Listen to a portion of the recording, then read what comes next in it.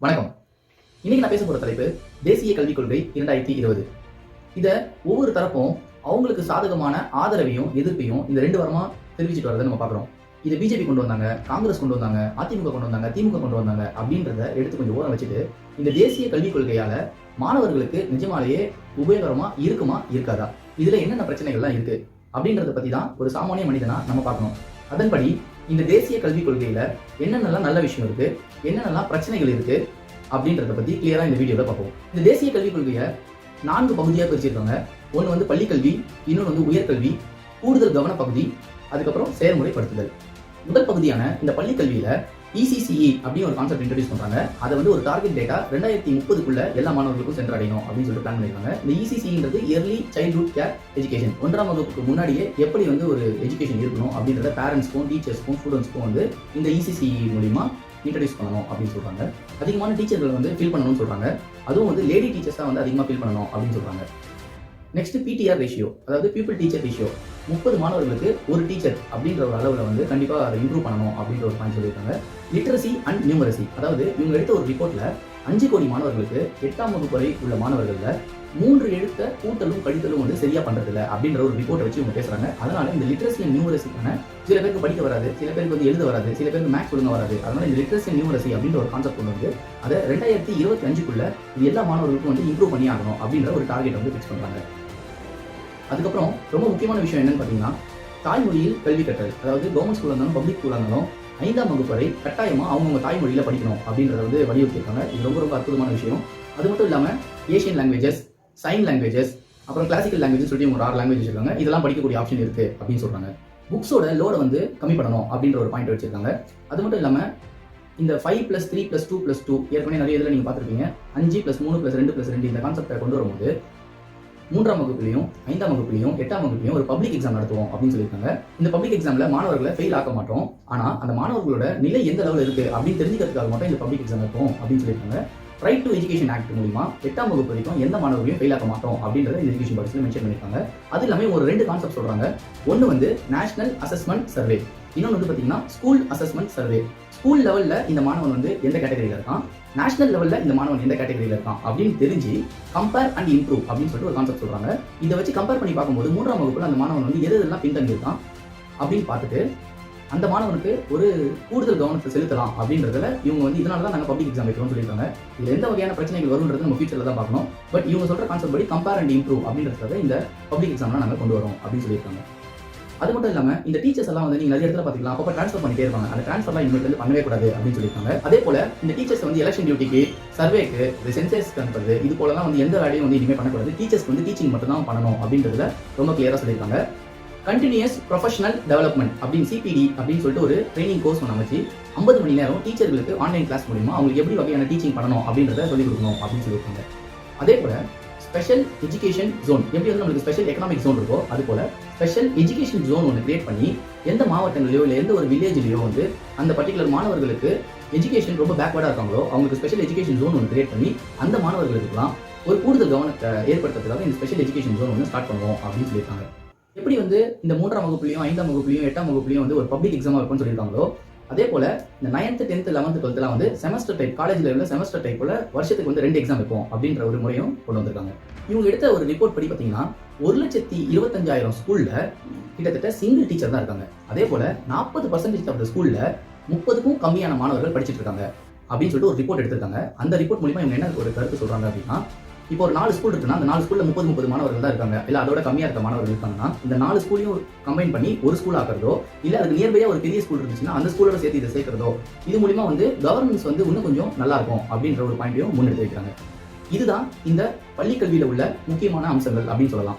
இதுல பிரச்சனையா சொல்லக்கூடிய விஷயங்கள் என்னென்ன அப்படின்னு பார்த்தீங்கன்னா, மும்மொழி கொள்கை. அதாவது முதல் வந்து அவங்களோட தாய்மொழி, 2வது வந்து ஆங்கிலம், 3வது விருப்ப பாடமா எதை வேணா படிக்கலாம். அதாவது சான்ஸ்கிரிட்டோ, இல்லை ஹிந்தியோ, இல்லை மலையாளமோ, கன்னடமோ, தமிழ்நாட்டில் வந்து நீங்கள் எதை வேணா சூஸ் பண்ணிக்கலாம் அப்படின்னு சொல்லிட்டு சொல்றாங்க. இவங்க எதிர்க்கிறவங்க எல்லாருமே வைக்கக்கூடிய கருத்து என்னன்னா, இவங்க இப்படி தான் இப்போ கொண்டு வருவாங்க. இப்போ வந்து மாணவன் வந்து ஸ்பானிஷ் படிக்கணும் அப்படின்னு சொன்னா இவங்க ஸ்பானிஷ்கான டீச்சர் வச்சிருப்பாங்களா? வச்சிருக்க மாட்டாங்க. அப்போ மாணவனுக்கு வந்து ஆட்டோமேட்டிக் இதுதான் ஆப்ஷன் சொல்லிட்டு ஒரு கான்செப்ட் வரும். அப்போ ஹிந்தியோ இல்லை சான்ஸ்கிரிட்டோ இது மாதிரி ஒரு 2 லாங்குவேஜ் கொடுத்து உங்களுக்கு எதை சூஸ் பண்ணணும்னு சொன்னா அவன் ஹிந்தி சூஸ் பண்ணுவான். அப்போ அந்த ஹிந்தி வந்து ஆட்டோமேட்டிக்காக திணிக்கப்படும் அப்படின்றது தான் பல பேரால முன்வைக்கிற கருத்து. இந்த விருப்ப பாடமொழி எப்படி வந்து நம்ம தமிழ்நாடு கவர்மெண்ட் ஹேண்டில் பண்ண போறாங்க அப்படின்றது தான் நம்ம வருங்காலத்தில் பார்க்கணும். அதே போல இந்த பள்ளி கல்வியை வந்து 5, 3, 2, 2 பிரிக்கும்போது இத்தனை பப்ளிக் எக்ஸாம் குழந்தைங்களுக்கு தேவையா, ஏன் வந்து அவ்வளோ சுமையை கொடுக்கணும் அப்படின்ற ஒரு கேள்வியும் எல்லாருக்குமே இருக்கு. ஆனால் இவங்க சொல்ற கருத்து என்ன அப்படின்னு பார்த்தீங்கன்னா, 8ஆம் வகுப்பு வரைக்கும் நாங்கள் ஃபெயில் பண்ண போறது, எக்ஸாம் வைக்கிறதுனால வந்து அந்த மாணவனோட திறன் எந்த லெவலில் இருக்குன்னு தான் நாங்கள் பார்க்க போறோம் அப்படின்னு சொல்லிட்டு இவங்க முன்வைக்கிற கருத்தாகவும் இது இருக்கு.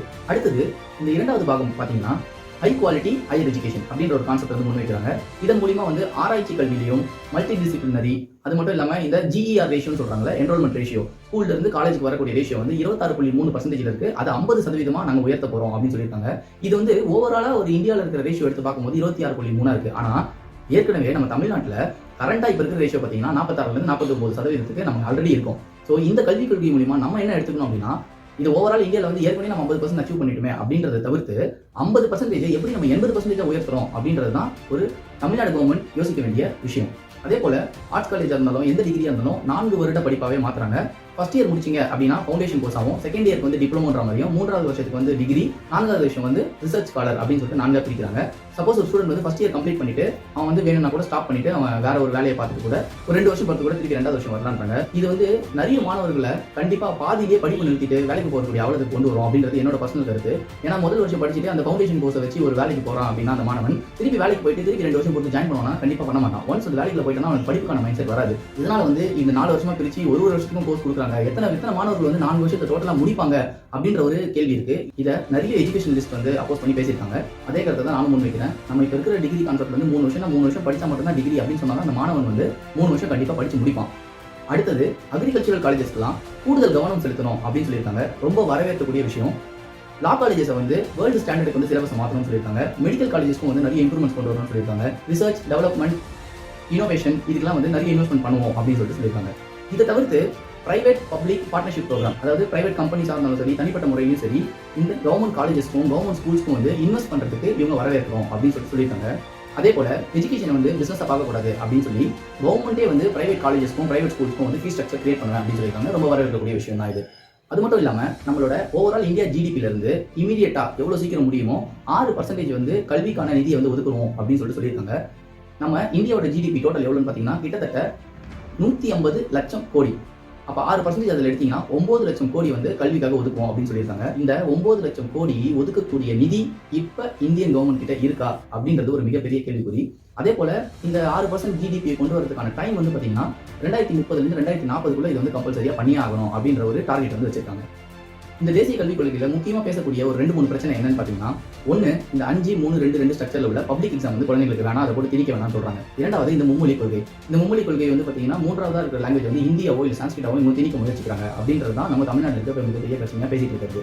இந்த மும்மொழி கொள்கையை பொறுத்த வரைக்கும் இந்தியா ஃபுல்லாவே ஏற்கனவே மும்மொழி கொள்கை தான் இருக்கு. ஆனா நம்ம தமிழ்நாடு மட்டும்தான் எக்ஸப்ஷனலா இந்த இருமொழி கொள்கையை ஏற்று நடந்துட்டு இருக்கு. அதனால தான் இவங்களோட டாக்குமெண்ட்ல கூட கிளியரா போட்டிருக்காங்க, we will continue with the 3 language formula. இந்த 3 language formulaவை வந்து நாங்க தொடருவோம் அப்படின்னு தான் சொல்லியிருக்காங்க. தவிர்த்து நம்ம புதுசாக இன்ட்ரோடியூஸ் பண்ணணும்னு சொல்ல. தமிழ்நாட்டில் மட்டும் ஒரு எக்ஸப்ஷனல் கேஸா இந்த இந்திய எதிர்ப்பு போராட்டம் நடந்ததுக்கு அப்புறம் தமிழ்நாடு கவர்மெண்ட் மட்டும் தான் இப்போதைக்கு எனக்கு தெரிஞ்ச வரைக்கும், தமிழ்நாடு வெஸ்ட் பெங்கால் நினைக்கிறேன், இந்த இருமொழி கொள்கையை வந்து ஃபாலோ பண்ணிட்டு வராங்க.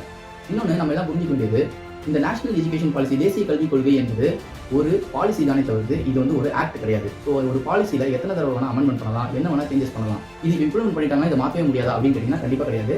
ஒவ்வொரு ஸ்டேட் கவர்மெண்ட்டும் சேர்ந்து ஆலோசித்து சென்ட்ரல் கவர்மெண்ட்டுக்கு கொடுக்கக்கூடிய கருத்துக்களை பொறுத்து இருக்கு.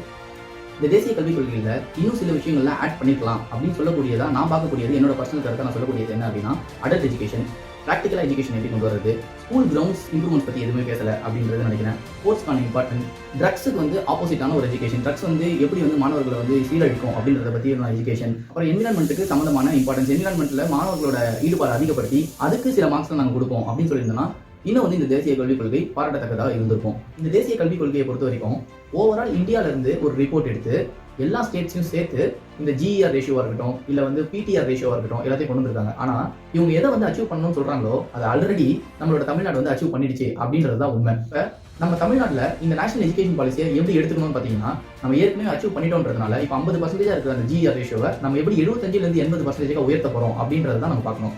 அதே போல இந்த ஒகேஷனல் ட்ரைனிங் சொல்லிட்டு ஒரு கான்செப்ட் கொண்டு இருக்கு. ஒரு 10 பேக்லெஸ் டேஸ், 10 நாளுக்கு வந்து பேக்கே இல்லாம எந்த ஒரு தொழிலையும் வந்து அவங்க போய் கத்துக்கலாம் அப்படின்ற ஒரு 10 நாளுக்கான ஒரு ஆப்ஷன் தராங்க. இதை தான் வந்து நிறைய பேர் வந்து குலத்தொழில வந்து இன்ட்ரடியூஸ் பண்றாங்க அப்படின்னு சொல்லிட்டு ஒரு பிரச்சனையா சொல்லிட்டு இருக்காங்க. இது ஃபாரின்ல எல்லாம் ஏற்கனவே இருக்கக்கூடிய விஷயம் தான். ஆனா ஃபாரின்ல அந்த இம்ப்ளிமெண்டேஷன்லாம் கரெக்டா இருந்தாலும் இந்திய அளவுல பாத்தீங்கன்னா நம்ம கிட்ட இருக்கிற சாதி பிரச்சனையும் மதத்தினால இருக்கக்கூடிய பிரச்சனையும் தீண்டாமையினால் இருக்கக்கூடிய பிரச்சனையெல்லாம் வச்சு பார்க்கும்போது இது எந்த அளவுக்கு இவங்க ப்ராப்பரான இம்ப்ளிமெண்டேஷன் கொண்டு வருவாங்க, எல்லாருக்கும் ஒரு சம உரிமை கொடுப்பாங்களா அப்படின்றது தெரியல. கடந்த சில ஆண்டுகளான செயல்பாடுகளை பார்க்கும்போது இவங்க நிஜமாலேயே அது ஒரு காரணத்துக்காக தான் கொண்டு வந்திருக்காங்களா, இல்ல இது மாணவர்களுக்கு உதவியா இருக்கணுன்றதுக்காக பண்ணியிருக்காங்களா அப்படின்றது கொண்டு வந்திருக்க கட்சி அப்படிப்பட்ட கட்சின்றதுனால எல்லாரையும் சந்தேகப்பட வைக்குது. அதே போல பள்ளியிலையும் கல்லூரியிலையும் இடஒதுக்கீடை பத்தி இவங்க எதுவுமே பேசல. ஆனா ஸ்காலர்ஷிப் வந்து 25% இருந்து 100% வரைக்கும் நாங்க ஸ்காலர்ஷிப் கொடுப்போம் எல்லா மாணவர்களுக்கும் அப்படின்னு சொல்லியிருக்காங்க. ஆனா இதுல இடஒதுக்கீடை பத்தி எதுவுமே விலாவரியா சொல்லவே இல்லை. ஆக மொத்தம் இந்த தேசிய கல்விக் கொள்கையை இந்தியா ஃபுல்லா இவங்க ஒரே எஜுகேஷன் பாலிசியா இருக்கணும்னு நினைச்சாலும் ஆனா அந்தந்த மாநிலத்துக்கான உரிமையை கொடுத்து இதுல இருக்கிற நல்ல விஷயத்தையும் எடுத்துக்கிட்டு அந்தந்த மாநிலங்களுக்கு தேவையான சில மாற்றங்களோட இது மாநிலங்களின் உரிமையா இருக்கணும் அப்படின்றதுதான் நம்மளோட தாழ்மையான வேண்டுகோள். அரசாங்கத்தால் நடத்தப்படுற கவர்மெண்ட் ஸ்கூலும் கவர்மெண்ட் காலேஜும் அதோட தரம் உயரணும் அப்படின்னா ஒரே ஒரு ரூல் போட்டா கண்டிப்பா எல்லாமே உயர்ந்துடும். எம்எல்ஏவா இருக்கவங்களும் எம்பியா இருக்கவங்களும் அரசு அதிகாரிகளும் அவங்களோட பிள்ளைகளை அந்தந்த அரசாங்க பள்ளியில படிக்க வச்சாங்க அப்படின்னா கண்டிப்பா இதோட தரம் உயரும்ன்றதுல எந்தவித மாற்று கருத்துமே இல்லை. நன்றி, மகிழ்ச்சி.